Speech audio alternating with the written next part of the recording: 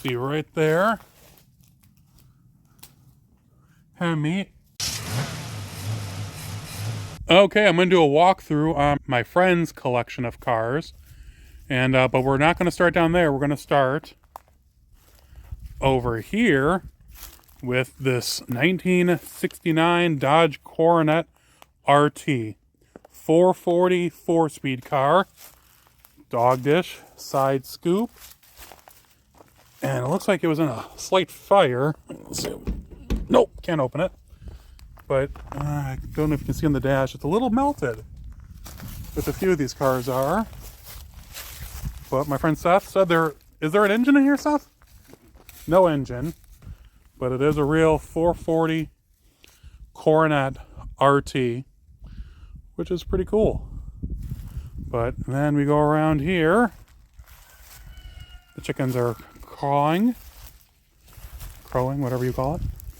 1964 Dodge Polara convertible hanging out. Next to that is a 1969 Plymouth Road Runner. And it's not just any Road Runner. It is an A12 Road Runner, which, like in the other video, means it's a six-pack car. Unfortunately, this car was involved in a fire. A few of these were. And you can see the original fiberglass hood got a little melted. But, I mean, the engine is in it. This was a running, driving car before it was in the fire. And my friend got it, and he's going to restore it. Because I think its numbers matching. Butterscotch car, I think. You can see they gutted the burnt up interior. But yeah, this is on the project list. And even with the burn damage, it's pretty decent shape. Might need a fender. But we're going to start at one end and work our way over. And that's the Corvette that was from the other video with us pulling out of the garage for the first time in like 7 years. Right here is a 1970 Dodge Superbee. And you think, okay, someone cut the entire front of the car off. And you're like, okay, whatever. But it is a 1970 Six Pack Superbee. That's what the V in the VIN number means. And I think it's a 4-speed automatic. It's definitely seen better days with the rodents. Ooh. And then panning over, we have a 1971 Dodge Charger RT air grabber car. 4.4. I don't think this is a 6, but I think it's just a U-code 4-speed car. Yep, that's what Seth's telling me. Yeah, it is a 4-speed car, or 4-barrel car with a 4-speed. Pistol grip. Let's see if we can open the door. Yep, there's the 4-speed. Rally dash. Tack. Very nice. And then next to that, the old Dodge sticker on it is another 1971 Dodge. I think this is a Charger. Yep, Charger RT.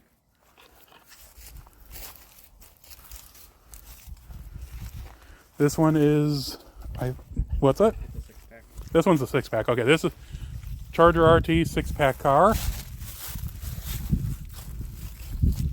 Again, it's just a little crusty, automatic on the floor.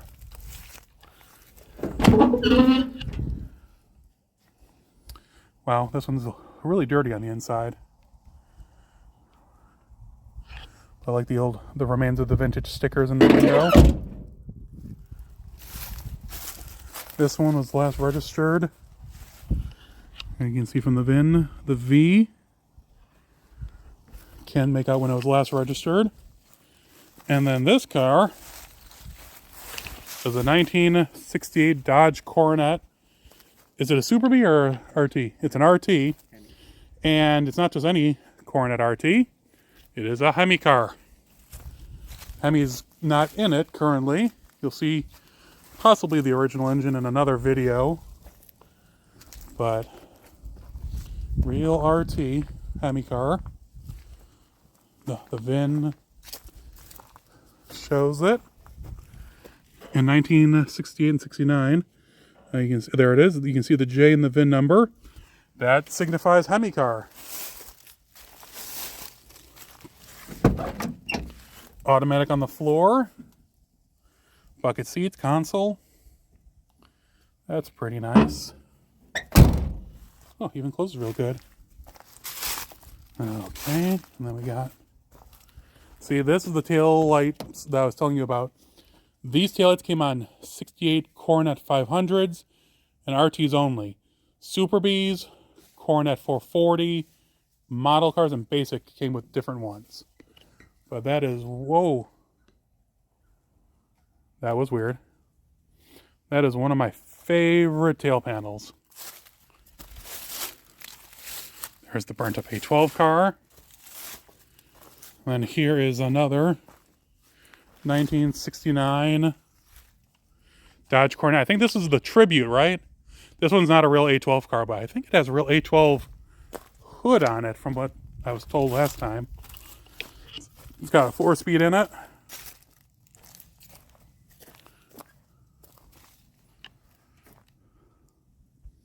Nice car. I mean, it's rusty, but very cool.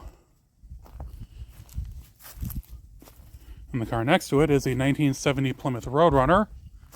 And it's not just any Road Runner, it's a Hemi Road Runner.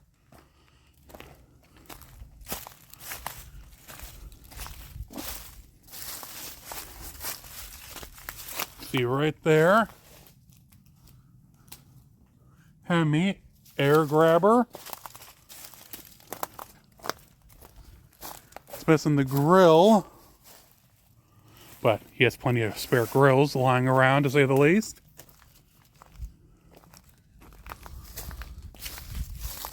And let's see what it is in here. Automatic on the floor, probably console. Full gauge cluster. Oh, here in 1970 they changed it over. The Hemi and the VIN number. Let's see. You can see right there RM23ROA or 0A. The R signifies Hemi. This was last registered in 2000. And then going back is a 1969. Which one's this one, Seth? 69. That's what. But it's got a GTX side door on it. Yep, this one. Let's see here. RM23J9G. That is indeed a 1969. Wow, why is the thing weirding out? 1969 Hemi Road Runner. 3-speed wiper. This one's probably the worst in this bunch. Let's see what we got here. Ooh, 4-speed car. Yep, 4-speed basic dash though. So that's a 69 Hemi. Oh, jeez. Hemi Road Runner 4-speed car. That's all. The last plate says 1975.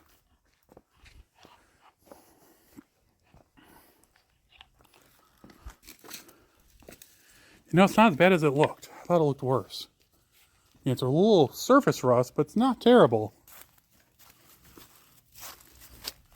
And then here, the 1969 Coronet RT, I think. Oh, no, another Hemi car. Then it's a 69 Hemi Superbee. You know that old chestnut. Yep, 69 Hemi Superbee. No engine in it right now. But another one. You can see that there's the J in the VIN, or the VIN as Steve says. That signifies it as a Hemi car. And let's see what we got here.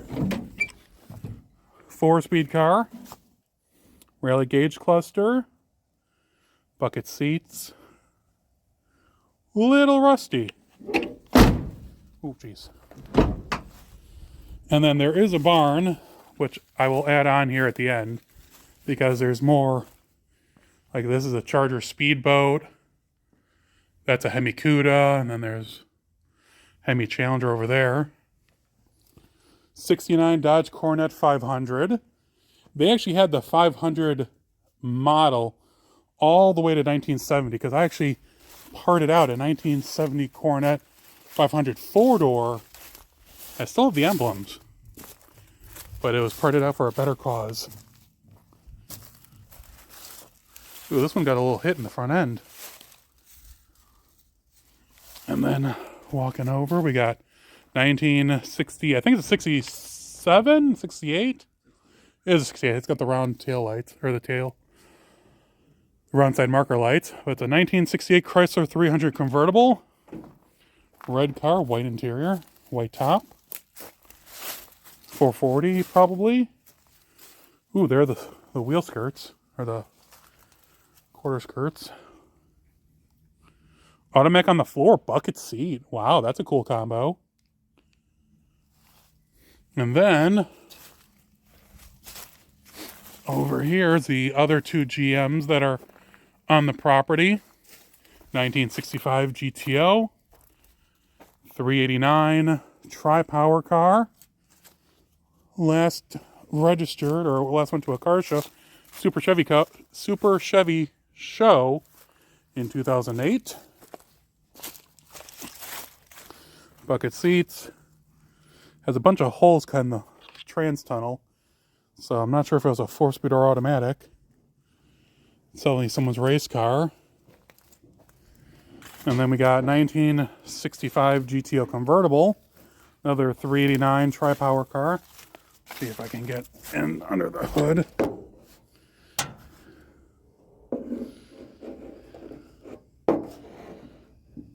Yep, there we go. Very cool. So this one's been, it's got Trans Am wheels on it, but it's a project. Needs floors. It's a 4-speed, but for a GTO lover, 389 tri-power 4-speed convertible. Doesn't get much better than that unless you got a Ram Air car or something.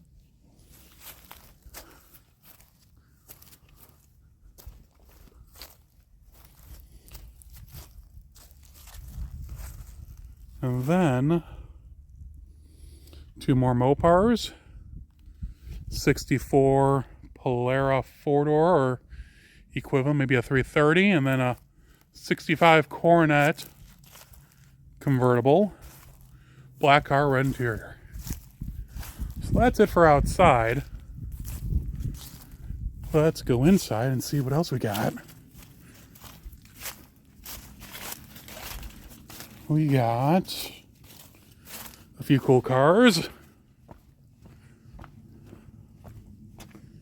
Seth running around the corner. So here's that speedboat. It's a Charger something speedboat. And then here we have a 1970 Hemi Cuda. Red car originally. Oh, there's another grill on the floor. Gotta be careful about that. Let's see here. Oh, that's right. There's no dash in it. But I think we looked at the fender tag that's off the car, and it is a legitimate Hemi Cuda. And then next to it's a 70 Challenger with a bunch of 71 parts, and I don't know if you can see the hood.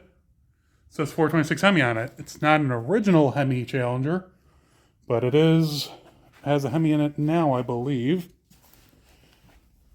And the real key picture is, if I can move this, that right there. Doesn't get better than a shaker hood. So, all right. With this video, So it's a one in a series. I'll take, I stitch this all together when I get home. But it's really crazy to think that most of the cars that you see in front of us are all six-pack cars and Hemi cars and RTs. You know, there's the handful of, 318 cars like the two Coronets, but everything else is something rare and desirable. And these were recent acquisitions within the last few years. That's why they're sitting outside just on the property. The interesting thing is, this is just the beginning of this series because these cars are at a certain property. I will link here in the description to the video series, but that big field of cars from way back, that, with all the Dusters and the Challengers and the Chargers, like that tilt front end Superbee, these are all owned by the same two guys. And that was just long-term storage. This is a little bit closer. You can see behind them that they have buildings that are full of cars and parts and restoration projects that they are in the middle of doing. So this is all because of my friend Seth. He got me in the door to talk to Tom and Rich, the owners, and see all this incredible stuff. And he just didn't want to be on film, so that's why I didn't show him. Hey everyone, I hope you enjoyed that video from my friend's farm. This entire adventure that you're seeing was one of the highlights of the last few years. The quality and quantity of cars. I have never had such a crazy find. And it's all because of my friends Seth and Tom and Rich, who I appreciate them allowing me this opportunity. You've actually seen some of it, like I said in the previous voiceover. The video from that farm field from last year, there's like 7 or 8 videos, same owners. And there's a bunch more coming up in the next few weeks. And I did nothing this week because, I should say that, I didn't do anything here because I was on a 2-day adventure in my old minivan, which, let me tell you, was very not quiet. That thing, the belt squeals so bad. I need to do something. I think it's the tensioner and it's a pain to get to. But I'm going on another venture tomorrow and I'm renting a car because it's for a project that I can't talk about yet. But hopefully something comes about of it. And if it doesn't, I'll tell you then. But so I have a bunch of videos that will be coming out after this series. So keep watching. And of course, if you have any comments or questions, leave them below. I do read everything because I have no life. But I'll talk to you all soon. Stay safe.